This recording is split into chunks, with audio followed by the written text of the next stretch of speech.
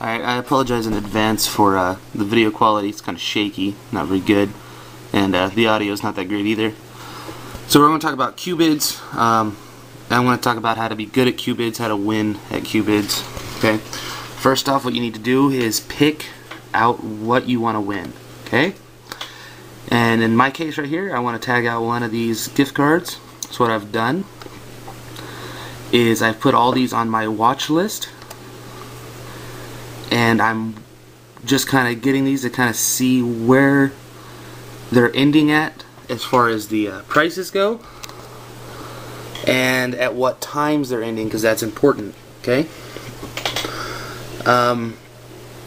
So you definitely want to do that. Find what you want to win, and then go out and just mark all of them and start doing the research. What are they going for and at what time? Okay. Other things you want to kind of pay attention to is go back in the history and look out what else was being auctioned off when your item was being auctioned off. So a lot of times, if you can find your item that you want to bid on, and you can find it and there's some really big auctions going on around it, and it's at a good time, that's really when you want to jump into an auction. Okay? When you want to start competing. So this is the type of research you need to do. If you're not doing this, you're not responsibly bidding on QuiBids. Okay? So let's take a look right here. Show you some beginner mistakes that are going on. See, right, all these people, it hasn't reached 20 seconds yet, the first 20-second mark, and all these people have already bid, got it up to 26 cents. Okay? All these people wasted their bids. Okay? You do not want to be these people. So now I'm going to go over the proper way to bid, I guess. So first off, do not bid before it reaches the 20-second mark. Okay? And never be the first person to bid. There's always going to be someone that'll place that bid for you. And never be the second person to bid. I mean, on medium-sized auctions to large auctions, as far as the item, I mean, this is a $200 gift card. This is about a medium-high. You know, there's no point. All these people are going to waste their bids for you. There's no reason to even get involved at this point. Alright? So we're assuming you've done all the research. You know about where this price is going to end up before the auction ends. You've picked a good time. Hopefully there's some other big auctions that are going to distract a lot of the normal people that would be going for this auction. So to kind of limit your competition. Things you want to look at now for bidding is the number of bidders. Never place a bid if the number of bidders in the last 5 minutes is greater than 10 bidders. Okay? It's just ridiculous. If you've got 20, 17, 15 bidders on there, there's way too much action, and it's the auction's just going to keep going, and there's no point in you throwing your bid away why they do that.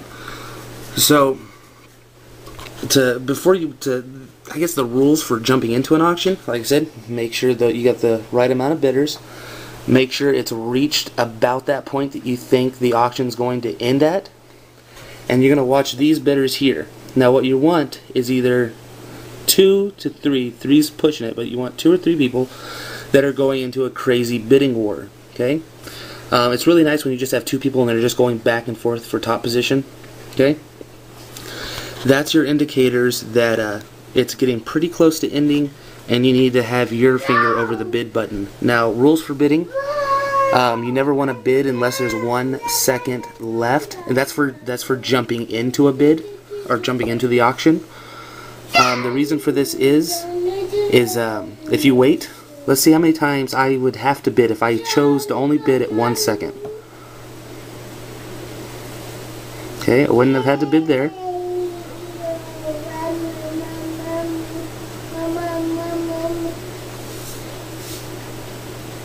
Wouldn't have had to bid there.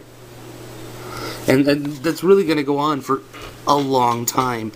So there's no point in me throwing out these early bids. All these people are showing me that they're going to bid before, you know, that's why you have the rule of wait till 1 second. But that, like I said, that's just for jumping into an auction. Okay, that's not for how to win. Okay, once you're into the auction and you've actually placed your bid, You want to be the guy, let's say it gets down to, right here it's at a 20-second interval. You want to get it down to a 10-second interval. If it hasn't gotten to that point, it's not really time to jump in yet. It's going to keep going. Some of these stay at 20 for the entire thing. You know, that kind of sucks. But for the ones that will eventually drop down to 10, you probably need to wait until it drops down to that 10 point, because that's about where it's going to start getting tighter and people are going to start losing interest because they're having to spend way too many bids. So, kind of lost my train of thought. So what I was saying is on how to win. So once it gets down to 10 seconds and you're already in the auction, you've placed a bid, you want to be the guy that starts it right at 10 seconds and it goes down. You want everybody else to be waiting for that 1 second.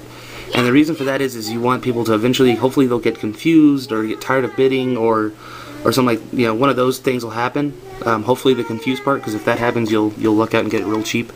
And they'll miss their bids because they'll think somebody else is going to bid at that 1 second mark or 2 second mark, and then no one ends up bidding and you take the win. Let's see. Little things, other rules. Stay away from people with bid-o-matic. Okay, let those compete against each other. You see a lot, like there's 2 people here that have bid-o-matics. Alright, you don't even need to be involved. Let them run their bid-o-matics against each other and run the clocks out on it. You know, let them throw out their bids. Okay, there's no reason people should be throwing out these single bids right now. Let these 2 guys with the bid-o-matics just run their course. Yeah, bid-o-matics are really worthless unless you're using it to bully your way and try to discourage other people from voting or bidding. And it's really only good on small ticket items or at the very, very end of the auction. Okay, this is the beginning of the auction. These people that are using bid-o-matic are just wasting their bids. So, don't do that.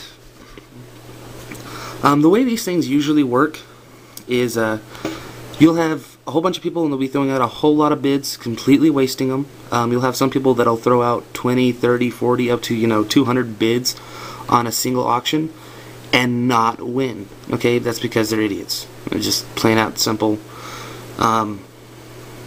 If you did that and then you went on YouTube or something like that and started crying and playing like that little blonde kid with the headphones, it's because you're stupid.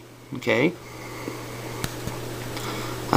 There's no point in it. The people that win these things only place, you know, 4 or 5 bids. Okay, that's because they wait. Okay, they look at all the cues, they check out the numbers, they know the prices, they've done research, they're watching how people are betting. You know, they're looking for trends and patterns so they can, you know, jump in at the right time.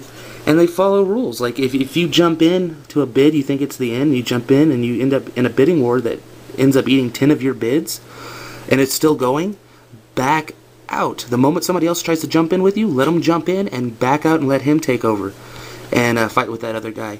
Let them burn out their bids. You know, it's okay if you jump in too early. You know, it happens. You know, it'll be almost the end of the auction. You think it's the end, and then a major auction is over, and all those people jump over to this one, and you just gotta learn to back out. Be patient. Okay, you'll have to wait again for it to come to that ending point. I've seen these get all the way down to 7 bidders, and you know, I was about to jump in, and then it jumped all the way up to 17. So it's just about being patient.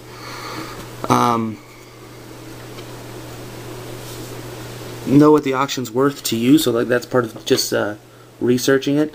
This auction for me at the 2 cents auction, and make sure, because these same things, the things you're going to watch out for, is this same auction is going to come up later, and it's going to be a 1 penny auction, alright? And there's going to be a lot of action on it, but I'm going to end up getting it at a lower price. So watch out for, you know, what type of auction it is. Let's see, is there anything else I want to share with you? Staying away from bid-o-matics, covered that. Really, I mean, if you're new to QuiBids, don't buy any bids, don't use any bids. Watch them, pay attention. Alright, create strategies, think about what are all these people doing wrong. Okay, and most of the time it's pretty obvious, they're just throwing away their bids. Yeah, I'm running blank. I don't think I have anything else I really want to share at this time. We covered that. Sorry, I'm looking at a list of things I wrote down for you guys. Yeah, that's pretty much it. One thing here, the way this can be useful, I know a lot of people aren't really paying attention to it. They just think, they look at it a couple times, think it's really cool. Right, this is actually somewhat useful to you to go ahead and get on Wikipedia or someplace and figure out the time zones. Okay, they're pretty easy, and that'll give you a big heads up because you want to kind of know what's going on. If they're an hour or 2 hours behind or in front of you, that gives you an idea of where they're voting from, or if they're just staying home that day and they're voting, or if they might be having to get back to work pretty soon. So you lose a whole bunch of bidders and be able to take the win if you calculate into what all these other people might have to do in their lives. So pay attention to it. That's why it's going to be harder to win bids after midnight. It's harder to win bids on the weekends. Those are times that that's when the most action's here, and you don't want to play against that. Not all these rules apply to the really small ticket items. Maybe I'll do another video for that. The small ticket items are really easy to win. Yeah, they're not hard. And some of the rules that I've laid out, these are for medium, medium high, and the really high end auctions. Okay. Watch these guys if you're really into it and you've done your research and you think this is the one.